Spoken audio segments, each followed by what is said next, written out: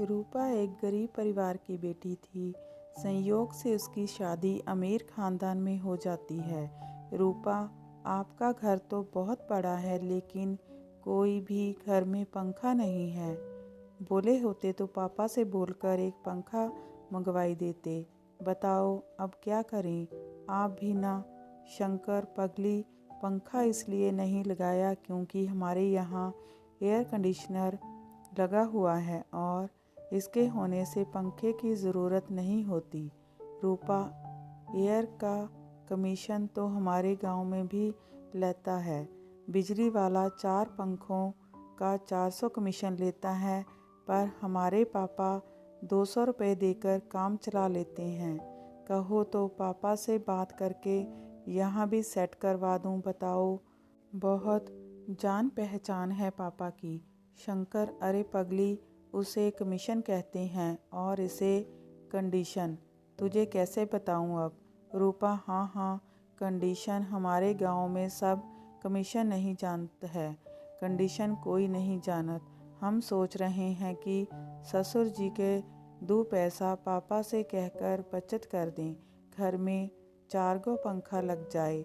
लेकिन यहाँ तो हमारे मजाक बनावल जात। अब से हम कुछ ना बोलब। कौन फ़ायदा। दरवाज़ा खिड़कियाँ काहे बंद कर रहे हैं। एक तो रूम में एक तो पंखा नहीं है, ऊपर से खिड़कियों को भी बंद कर दिया जाएगा। अब तो गर्मी से दम ही घुट जाएगा। खोला, जल्दी खोला खिड़की।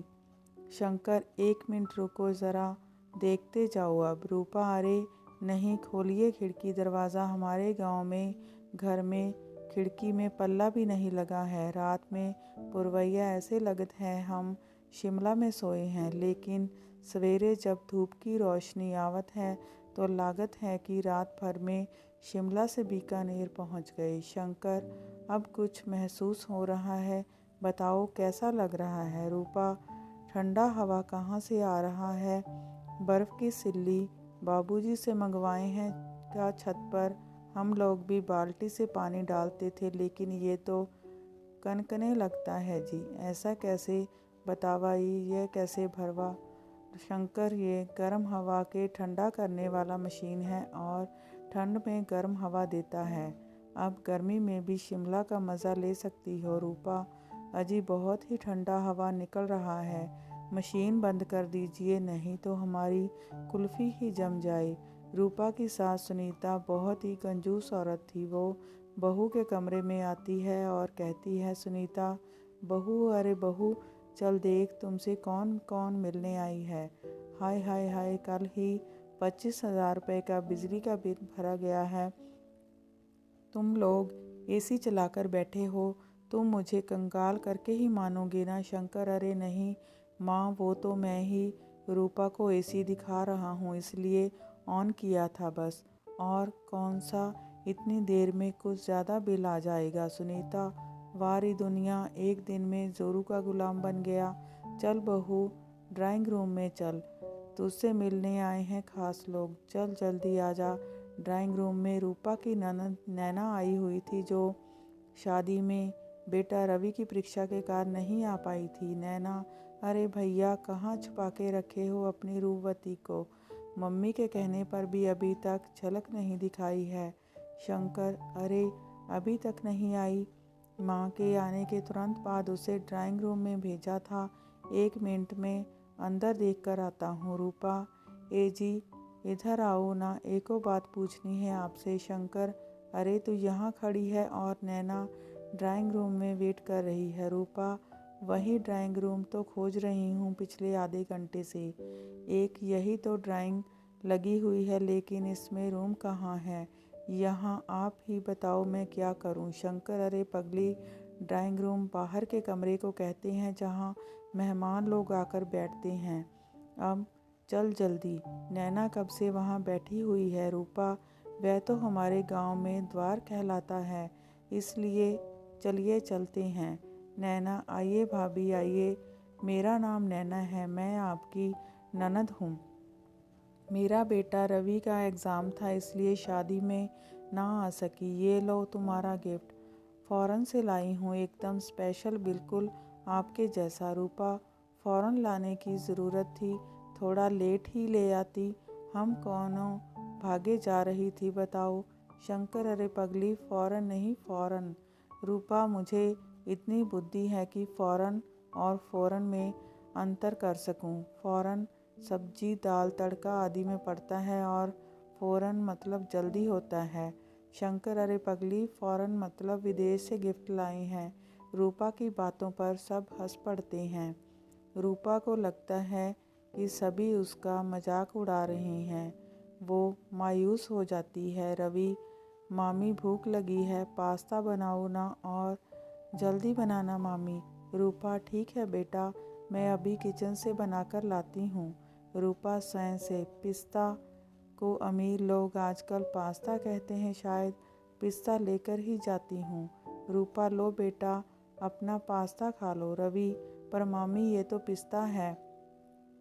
हम लोग तो पिस्ता ही कहते हैं, आप जैसे आजकल के बच्चे पास्ता कहते हैं। इतना तो पता है मुझे। शंकर, पगली, पास्ता मैगी जैसा होता है और पकाया जाता है। रूपा पैर पटकती हुई अपने रूम में चली जाती है और देखते ही देखते रात हो जाती है। तभी रूपा देर रात बाथरूम जाने के लिए उठती है। उसी समय नैना कान में ब्लूटूथ हेडफोन लगाए हुए गाना सुन रही थी और लॉज में टहल रही थी। बीच बीच में वो गाने की रिदम पर थिरक भी रही थी। रूपा की नज़र लॉज में थिरकते हुए नैना पर गई तो उसे लगा कि नैना को मिर्गी आई है। वो दौड़कर जाकर ससुर जी वाला जूता ले आई और नैना को सुखाने लगती है। जूता की बदबू से नैना बेहोश हो जाती है। कुछ देर बाद होश आने पर नैना कहती है, नैना भाभी, ये सब क्या किया आपने? आपने मुझे जूते क्यों सुंघाए? रूपा, आप लॉज में उछल कूद कर रही थी तो मैंने सोचा कि आप पर भूत आई है। हम डर गए, लेकिन अगले ही पल याद आया कि मिर्गी का दौरा भी ऐसे ही पड़ता है, इसलिए पापा वाला जूता मैंने लाकर आपको सुंघा दिया। नैना, वो मैं अपना वायरलेस ईयरफोन पर माइकल जैक्सन का गाना सुन रही थी, लेकिन आपके पास तो मोबाइल थी ही नहीं और तार भी कान में नहीं लगा था। तभी शोर सुनकर वहाँ पर शंकर आ जाता है और रूपा से कहता है, शंकर, अरे पगली, ब्लूटूथ से कनेक्ट होता है मोबाइल और 100 मीटर तक कहीं से भी बिना तार के मोबाइल की आवाज़ सुन सकते हैं। नैना, चल बेटा रवि, यहाँ 2 दिन और रह गए तो हॉस्पिटलाइज्ड होना पड़ेगा। पता नहीं क्या क्या खाने को मिलेगा। शंकर, नाराज़ क्यों होती हो? वो गांव से आई है, ये सब ना देखा है और ना सुना है। कुछ टाइम दो, सब सीख जाएगी। सुनीता, अरे ऐसा कौन से गांव से आई है? हम सभी गांव से ही हैं, लेकिन कभी भी छोटी ननद को चप्पल या जूते से नहीं मारा कभी। रूपा, मुझे माफ़ कर दीजिए, अनजाने में ये सब हो गया। हमें नहीं पता था कि वो नाच रही है।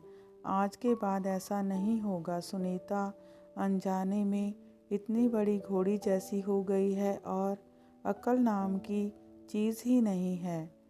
छोटे घर से आई है कि घर में सभी को इज्जत देगी, सभी को मिलाकर चलेगी, लेकिन ये तो ननद को ही पीट रही है। आज ननद को मारा है, कल सास को मारेगी। ना जाने और क्या देखना बाकी है। रूपा रोती हुई अपने कमरे में चली जाती है। तभी शंकर सभी से कहता है, शंकर, चलो अब गुस्सा छोड़ो, आज रात मेरी तरफ से रेस्टोरेंट में डिनर पार्टी होगी। शाम को सभी रेडी होकर रेस्टोरेंट जाते हैं। शंकर रूपा को पहले ही बता देता है कि वहाँ पर किसी भी तरीके की डिस्टर्बेंस नहीं होनी चाहिए। सभी लजीज डिनर का आनंद उठाते हैं। तभी रवि कहता है, रवि, देखा मम्मा, अब मामी भी मॉडर्न हो गई। शंकर, हाँ, आज कोई गलती नहीं हुई, बस ऐसे ही वो सब सीख जाएगी। नैना, आखिर गंवार तो गंवार ही रहेगी। देखता जा, कुछ न कुछ तो हरकत करेगी गंवार। सुनीता, सही कहा तूने बेटी। तभी वेटर हैंड वॉश करने के लिए बाउल में गर्म पानी और नींबू लाकर सभी को देता है। सभी लोग हाथ धोते हुए बात कर रहे थे कि तभी स्पुर्द की आवाज़ सुनकर सभी रूपा की ओर देखते हैं। वह बाउल में नींबू निचोड़कर आराम से बाउल को उठाकर पी रही थी। सभी एक दूसरे को देखकर हंस पड़ते हैं। शंकर, अरे पगली, ये पीने के लिए नहीं, हाथ धोने के लिए था, जैसे हम सब हाथ धो रहे हैं। रूपा, लेकिन ज़्यादा खाने के बाद हमारे गांव में पेट साफ करने के लिए नींबू पानी पीते हैं, इसलिए मैं पी गई। सुनीता, देख लिया, आखिर कर दी ना इसने गंवार वाली हरकत। लो और बना लो इसे मॉडर्न। शंकर, अब बस भी करो माँ, कई बार अनजाने में ऐसी गलतियाँ हो जाती हैं। आओ सब लोग चलते हैं। सभी लोग डिनर करके घर के लिए जाने लगते हैं। तभी रेस्टोरेंट की सीढ़ी से अचानक सुनीता का पैर फिसल जाता है। सुनीता, आई माँ, मर गई, मेरा पैर मुझसे उठा नहीं जा रहा। शंकर, अरे माँ, आप रुको, आप टेंशन मत लो, मैं आपको अभी हॉस्पिटल लेकर चलता हूँ। शंकर, मैं माँ को लेकर हॉस्पिटल जा रहा हूँ, आप सब लोग घर पहुँचो। रूपा, अजी आप माँ को अच्छे से पहलवान से दिखाइए। शंकर, अरे रूपा, हॉस्पिटल में पहलवान नहीं होते, डॉक्टर होते हैं। हमारे गांव में तो जब मोच या हड्डी चढ़वानी हो तो पहलवान के पास जावत है। शंकर, अरे अभी तुम लोग घर जाओ, मैं माँ को चेक करवा के घर आता हूँ। हॉस्पिटल में डॉक्टर ने सुनीता को चेक किया, पैर में प्लास्टर चढ़ गया। 45 दिनों का बेड रेस्ट करने को डॉक्टर कहता है। उस टाइम रूपा ने सुनीता की जी जान से सेवा की। रूपा, अरे माँ जी, कोनो चिंता नहीं, ये रूपा के होते हुए आप बस आराम कीजिए। हमें इस सेवा का मौका मिला है, आपको कोनो भी ज़रूरत लगे उसी समय आवाज़ देना, रूपा तुरंत हाजिर हो जावे यहाँ। ये सब देखकर सुनीता को एहसास होता है कि उसने रूपा के साथ कभी भी अच्छा व्यवहार नहीं किया, हमेशा उसके गंवार होने का मजाक उड़ाया। सुनीता बहू, थोड़ा इधर आना, मैंने तुम्हारे साथ कभी अच्छा बर्ताव नहीं किया, लेकिन तुमने कभी पलटकर जवाब नहीं दिया, बल्कि मेरी सेवा जी जान से की। ये ले घर की चाबी पकड़ और संभाल अपने घर को।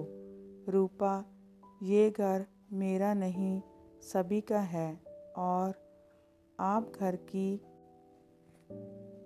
एक मालकिन। मेरी माँ नहीं थी, मुझे माँ बनकर समझाइएगा। सुनीता, जिसके इतने अच्छे संस्कार हों वो गरीब कैसे हो सकता है? तू इस घर की बहू नहीं, बेटी है।